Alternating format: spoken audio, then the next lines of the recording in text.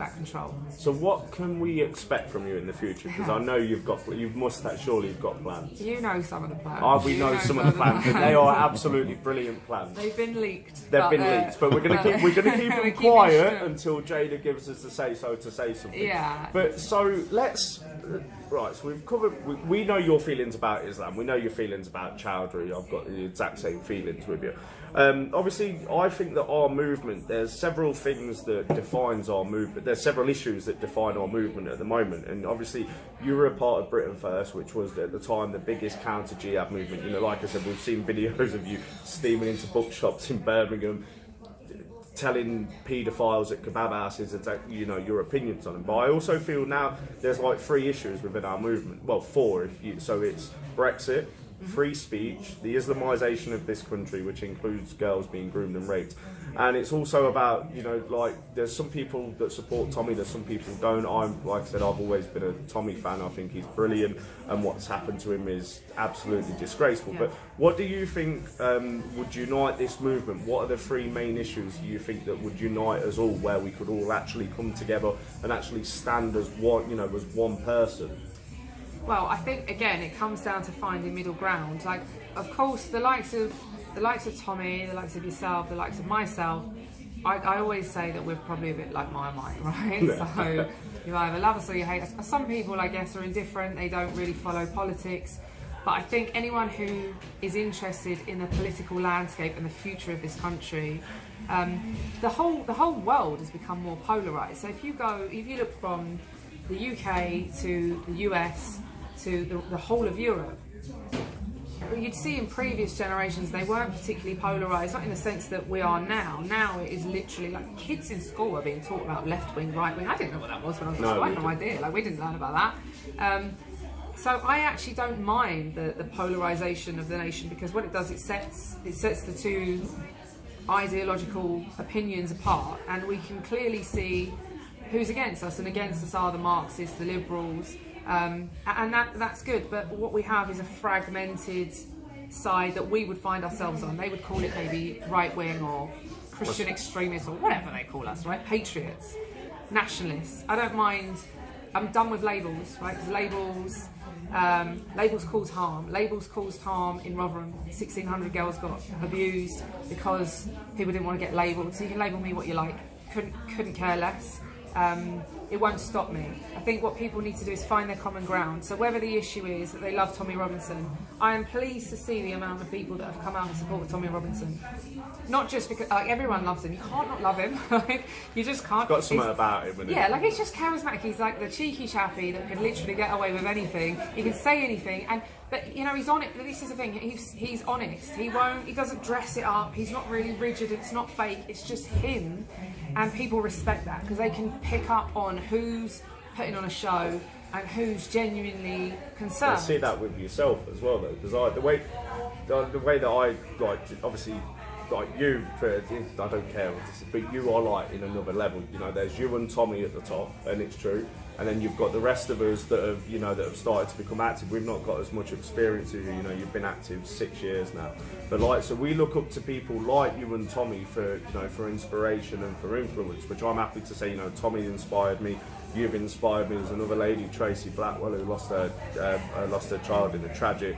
Well, it wasn't an act. It was the guy did it deliberately. So basically, what I'm saying, so for me, you're a figurehead of this movement, and people, I think, they're just excited to have you back, because you have done so many great things. And moving forward, I think people will be looking at people like you and Tommy to really steer this movement and take us to where we need to be taken, because there's a lot of work that needs to be done yet. You know, we've got the biggest betrayal in democratic history taking place, which was one of the first videos that you put out recently, and you said, I remember you saying how Brexit is bigger than any one of us, and it is.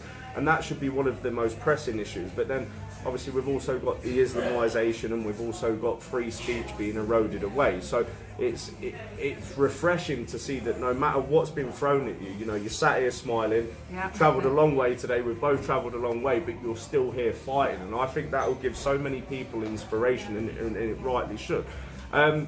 Just want to, like, go over a slight bit of what happened to me, but you saw what's happened to me over the past. What are your actual opinions? What are your opinions on it? Because there's people that watch my stuff and they'll say, well, you're a coward, you know, you shouldn't have gone not guilty, you should have gone not guilty, you should have done this. You know what it's like when you're sat there in the dock and when it's your future that's on the line. What, you know, how can we get the people that are attacking people, how can we get them to change their focus? Right, first of all, right, I've seen, in the short space of time, and the nonsense that you've endured, I have seen, it is a nonsense. Like, so for example, you called someone a Nazi and then you got done for it. Like, I can't count the amount of times that I've been called a Nazi. Like, I just can't count it. And I would love to see, well, in fact, here's the thing, I wouldn't love to see those people be prosecuted, because I actually think that falls within your freedom of expression and speech. If you feel that someone is acting in a dictatorship way, then you can express that, right? I've had people say things to me, I don't go running to the police and scream about it and cry, and then they don't, you know. Obviously I went to jail last year because I exposed a gang of Muslims that raped a child. I have no regrets. If I had to do it again, I'd go and do it again. It was 9 months out of my life. I spent that time in jail, reflected on everything I'd done, and I was quite content with the sentence that I got. Fine, I did it, no problem. See, with you, they have looked at you and thought, we are going to try and, this is what they're doing with both of us, right? They're trying to just destroy us. They're trying to grind us down to the point where we say, we can't cope with this. But I have a sneaky feeling that you've got this, the same mentality that I have, whereby when you're being persecuted, your reaction is to just let it fuel you and power you. Definitely, it gives you more strength. And like, just sorry to interrupt, just the whole thing with the prison sentence. Look, I still got a custodial sentence hanging over me, suspended for a year. But I did the smart thing. If I'd have gone to prison, would I be sat here with Jayda Fransen today? No, but let me address this, right? Because see, anyone that's looking at this and thinking that this man is a coward, first of all, with the greatest of respect, he has done far more than the majority of people in the UK. Now that doesn't mean that everybody doesn't share our grievances, and I'm not suggesting that you should all run down Bury Park with a cross, or you should go and confront, you know, these corrupt politicians. I'm not suggesting that you should do any of that. But if you find yourself in a position, or if you put yourself in a position where you do that, then hats off to you. And I said this to you privately, and I'll say it publicly. I went to jail last year, and I took the rap for, not just for myself, I took the rap for everything, and I did 9 months in prison. That was 9 months out of my life that I didn't see my friends, I didn't see my family, and I was completely out of the loop. Like, I was banned, I couldn't look at social media, I couldn't see anything that was going on. I was in a bubble, I was in segregation for a lot of it. There were people that were trying to kill me in jail, but I was in a female prison, and actually it wasn't so bad. The likes of James, the likes of Tommy, they are massive targets, and so for me, there's no cowardice about it, right? It's tactical. The state are coming at you, and what they want to do is they want to incarcerate you, and ultimately, James, they would like to see you incarcerated and killed. It will happen. They will send me to prison eventually. Well, it's just preventing it for the time being, which was the main thing. Exactly, but it's a sensible thing to do, right? And so anyone that calls you a coward, just the way to deal with people like that is to just keep going. Don't acknowledge them. Don't even. And anyone that does think that James is a coward, you have to sit beside someone that did go to jail. I don't have any problems. I wouldn't change a thing. I would go back and do it again. But I'd much rather have him on the outside fighting for our people and our children and our nation and highlighting these issues. What good is he to us going to prison and, God forbid, but getting killed? Because that's what we're all praying for every single day. I pray for Tommy Robinson that he doesn't get killed, because it is a stark reality that he's likely to. If he's put in general population, I know what Gen Pop's like in jail. If he's put in Gen Pop, we could lose him forever. And I don't want that for any of you. So ignore the haters. Of course. So, once we covered that, so Brexit, which is one of the most pressing issues. What are your thoughts on Boris Johnson? Oh, gosh, because we know Boris. we've got. I mean, he has made a few comments in the past. I mean, he described Muslim women that wear the burqas as letterboxes. He's triggered the lefties just as much as Jayda triggers them by smiling and being happy. What are your on? Do you really think that he's going to deliver Brexit? I think, right, I'm torn with Boris, right? Because you remember when he was really like campaigning for leave, and then Gove screwed him over. Gove stabbed him in the back, did a number on him, and then he pulled out of the leadership race, and I was like, Boris, where's your backbone? And I really wanted to see someone strong. We had the same thing with Andrea Leadsom when she was running. She made a comment Oh she yeah, was she demonised. mentioned children, didn't she? She about mentioned having children, right? And Theresa May, because Theresa May has no kids, said she's demonised me for not having children. But basically, they tried to say that Wasn't Andrea that, Leadsom. though, Of course, was it it? wasn't. I don't have children, right? I did not take what Andrea Leadsom said. I didn't take offence to it. I understood what she was saying. She said she had a vested interest. She's got kids. But what I witnessed there were two people that I was really hopeful that they would step forward. This was at a time when Brexit had just occurred. I thought they were going to stand up and stand up for us, and they didn't. And so I have to say this. I think Boris is a lot smarter than people give him credit for. I really do. I think that he knows when to act the clown and when not to. And we all act the idiot. I act the idiot. You have to be able to laugh at yourself. Yeah, that from Northern Ireland. yeah, right. You have to be able to laugh at yourself. You have to. You can't take life too seriously because, especially in our game, you can be gone in an instant. He may well have played the best and the biggest bluff that we've ever seen, and he might well go down in history.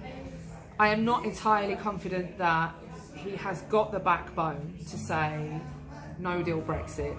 I mean, I would like to see no deal immediately. I don't want any further That's negotiation. what we voted for. Yeah. Because we couldn't get concessions when Cameron went and negotiated. So the whole point was, look, that's what we're going to have. There's going to be no deal. Well, we're going to have basically the same as what we had before. So they already gave us that.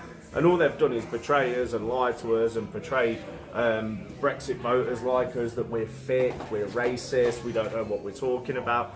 And if we actually look at it, it's people on the left that don't know what they're talking about. They're the ones that, say that we should, that democracy is being ignored because there's no second referendum. Basically, the whole country is just in a mess. Political correctness has taken over. Feelings have taken over. And I like to say, whether you like me or Jayda or not, if you actually look at what we've actually done, our crimes. I described a Lithuanian police constable as being not British, and that was classed as racial, even though we're both white Caucasian men. You've offended the feelings of millions of Muslims worldwide, and that's such a crime now. It's absolutely ridiculous, isn't it? Yeah, of course it is. So, we've covered quite a lot. What are your thoughts on the mainstream media? Because I've suffered at the hands of the mainstream media. I know you have. What would be your message to the mainstream media if any of them are watching? I actually think that even if they were watching, I think that, I'm a Christian, right, so I like to believe that no one is beyond redemption, but I have to say the media are basically just another branch of the establishment, and the establishment is corrupt. And we are not the media is supposed to have a level of impartiality. There is none. Clearly it's left wing. Not only that, but they're supposed to take on a level of responsibility. What I've seen in cases with myself and with you is they have been so irresponsible in their reporting that they've actually put us in danger. Yeah, so, definitely. They released my mum's address. They released my address to the mainstream media, and then in turn I had gangs of Muslims and far leftists turning up at my bail address. Yeah. And that's okay because we're dangerous people, aren't we? We say things that are so out there. And recently Facebook actually issued a fatwa against all dangerous people. Yeah. Paul Joseph Watson, Jayda, Tommy Robinson, myself, Danny Tomo, anybody that has a platform, they're inciting violence against, and that's okay because we have the wrong opinions. It's just, what do we do? Well, here's the thing. So people are kind of wising up. Well, people have largely. I think if you pull anyone, unless they're an ostrich and they've had their head in the sand for years and years and years, people know that there's a problem.